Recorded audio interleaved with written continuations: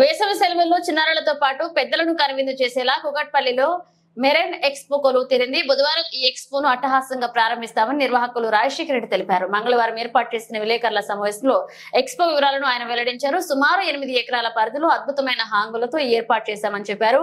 ప్రపంచంలోని అన్ని రకాల చేపలతో కూడిన అక్వేరియం సందర్శకులను సంభ్రమాశ్చర్యానికి గురి చేస్తుందన్నారు. ఇక ముఖ్యంగా స్క్రూబ్ డ్రైవింగ్ చిన్నారులను మరింత ఆకట్టుకుంటుందని చెప్పారు.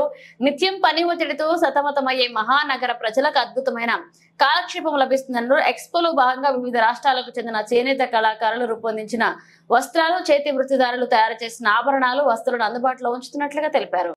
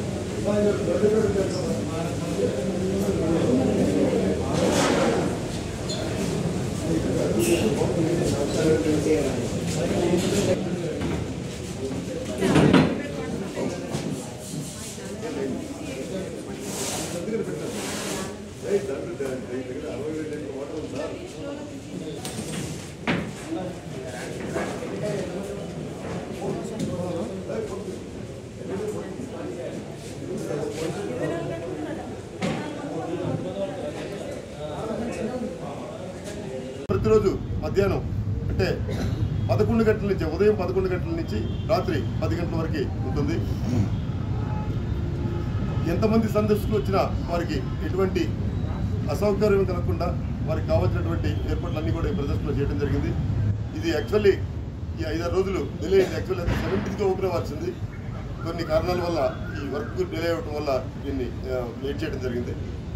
ఎందుకంటే వేసవి హాలిడేస్ రేపటి నుంచే స్టార్ట్ అవుతున్నాయి కాబట్టి ఈ ప్రదర్శన కూడా రేపు సాయంత్రం 5 గంటల నుంచి ప్రారంభమవుతుంది.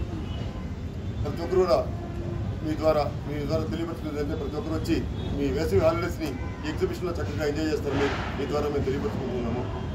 ఈ హ్యాండ్లూమ్ హ్యాండిక్రాఫ్ట్ ఫర్నిచర్ ఎగ్జిబిషన్ అంటే సుమారుగా ఈ ఎగ్జిబిషన్లో 2000 మంది పైగా ఉపాధి పొందుతూ ఉన్నారు, ప్రత్యేకంగా మరియు పరోక్షంగా. ఈ ప్రదర్శన కేవలం 60 రోజులు మాత్రమే ఈసారి ఈ ప్రదర్శన ఉండబోతుంది. ఎందుకంటే ఇది హెచ్ఎండి టెండర్. ఇది హెచ్ఎండి వారు పెట్టిన టెండర్లో హైయెస్ట్ బిడ్డర్గా నేను ఉన్నాను కాబట్టి నాకు ఈ టెండర్ రావడం జరిగింది. నా ఈ ప్రదర్శనకు సహకరించినటువంటి ప్రతి ఒక్క అధికారులకి మీ ద్వారా నేను ధన్యవాదాలు తెలుపుకుంటూ ఉన్నాను. ఎందుకంటే ఇది ఒకరితో జరిగే పని కాదు. సుమారుగా 500-600 మంది కష్టపడితేనే ఈ ప్రదర్శన ఈ విధంగా రెడీ అవ్వడం జరిగింది. ప్రతి ఒక్కరు కూడా ఈ సందర్శనను వచ్చి ఈ ఎగ్జిబిషన్ చూసి ఎంజాయ్ చేస్తారని మీ ద్వారా మేము తెలియపరుచుకుంటున్నాము. Thank you. మా ఆహ్వానాన్ని మన్నించి ఇచ్చేసినటువంటి ఎలక్ట్రానిక్ మీడియా వారికి, అదేవిధంగా ప్రింట్ మీడియా వారికి మా ధన్యవాదాలు. భారతదేశంలోని మొట్టమొదటిసారిగా అక్రోటిక్ టనల్ ఈరోజు మన HMDA గ్రౌండ్స్ ముసాపేటలో ట్రక్ పార్కింగ్ గ్రౌండ్స్లో ఏర్పాటు చేయడం జరిగింది. ఈ ప్రదర్శన రేపు సాయంత్రం నుంచి మన హైదరాబాద్ నగరవాసులకు అందుబాటులోకి రానున్నది. దీంట్లో ప్రత్యేకంగా చెప్పాలంటే ఈ అక్రోటిక్ టనల్ అంటే ఇది కంప్లీట్గా